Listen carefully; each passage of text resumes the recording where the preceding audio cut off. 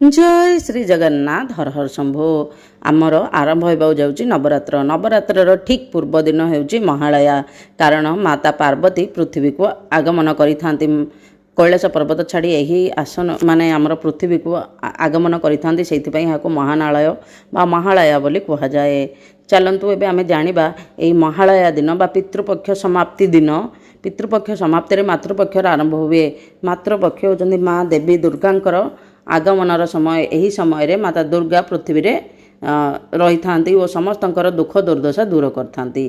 चलतु एबे आमे जानिबा महालया पर्वर विधि विधान कौन तार अन्य नामकरण कौन वो शुभ समय कौन। महालयार अन्य नाम होउची वज्र महाकाली व्रत बा फुलरी ओषा। वज्र महाकाली व्रतर नामकरण होउची एही ओषा कले पिला माने वज्र परी सुरक्षित होई रहिबे, वज्र परी टाण होइके रहिबे।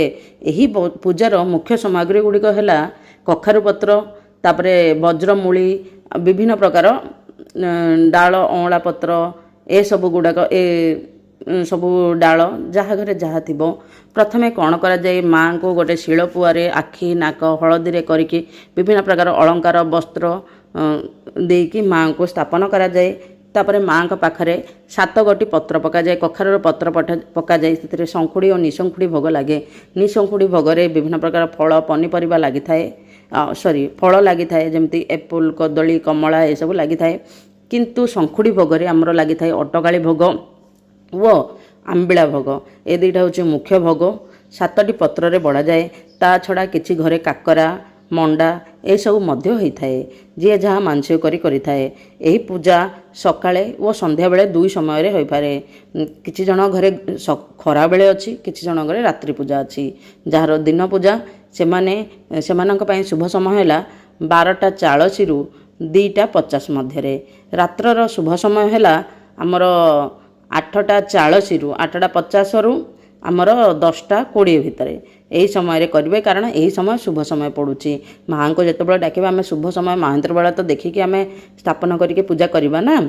किंतु यार गोटे बहुत आख्यान अच्छे, बहुत इंटरेस्टिंग स्टोरी अच्छी। यही दिन पिला माने सकाळु उठी घर द्वार तो माने माँ माने धुआ धुई करथांती। यही उपास यही पूजा पिलांकर वज्र पाई माने पिलांको सुरक्षित करिया पाई माँ माने करिथांती। सेहिथि पाई गोटे नियम अच्छी। यही दिन पिला माने सबू घर को जाइए मिनिमम 7टा घर 7टा घर को जाइए चाउल फुल माने आमर पनीपरिया जहाँ मिलला से भोग लगा जाए। यहीठू आमको शिक्षा मिले आमको अहंकार त्याग करने को पड़ो। माँ को पूजा पाई आमको अहंकार त्याग करिया पड़ो। यही पूजा रे